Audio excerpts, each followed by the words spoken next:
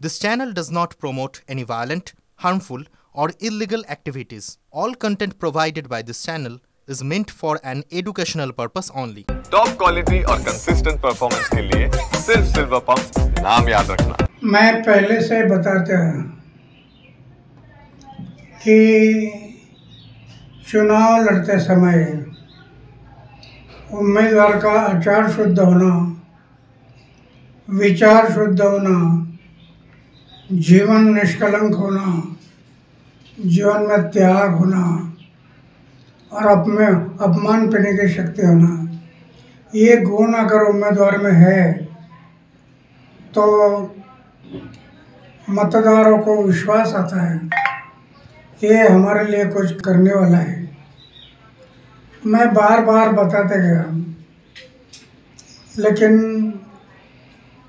उनके दिमाग में नहीं आया और आखिर शराब के बारे में उन्होंने एक मुद्दा उठाया कि शराब की दुकान, उसमें शराब की बात क्यों आ गई? पैसा, धन और दौलत इसमें बह गया।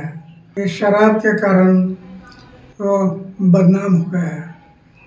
इसके कारण लोगों को भी एक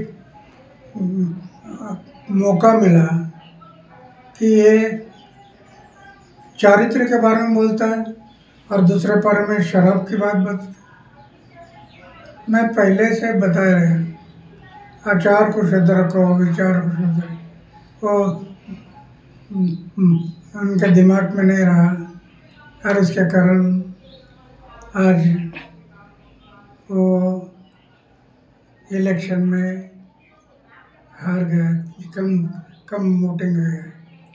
तो क्या अन्ना भ्रष्टाचार जो उनके नेताओं के ऊपर जो भ्रष्टाचार के आरोप लगे थे, तो क्या वो भी इस नाकामी के पीछे उनको कम सीट मिली है, वो भी वजह रही? भ्रष्टाचार उनके ऊपर भ्रष्टाचार के अरविंद केजरीवाल हो या उनके कई नेता हो, उनके ऊपर भ्रष्टाचार के आरोप लगे थे। क्या ये वजह हो सकती है जो उनके कम सीट चुनकर आए हैं? राजनीति में आरोप प्रत्यारोप होते रहते हैं, लेकिन जब आरोप होते हैं तो ये आरोप कैसे गलत है वो जनता को दिखाना जरूरी है कि ये मेरे ऊपर जो आरोप हुआ ये गलत है। ये साबित करना पड़ता है।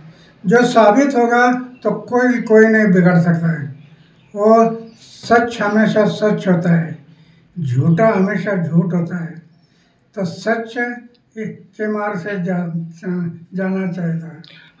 कई बार ऐसा आरोप भी लगा है, क्या अन्ना हजारे के ही वजह से अरविंद केजरीवाल दिल्ली पे सत्ता पर बैठे, उन्हीं के साथ वो अनशन करते थे। बार बार आप पे उंगलियां उठाई गई और अभी भी उठाई जाती है। कैसे देखते हैं अन्ना इसे? ये बराबर नहीं है। दिल्ली में पहली बार एक मीटिंग हुई थी और उस मीटिंग में इन्होंने पक्ष और पार्टी निकालने के लिए सोच किया था।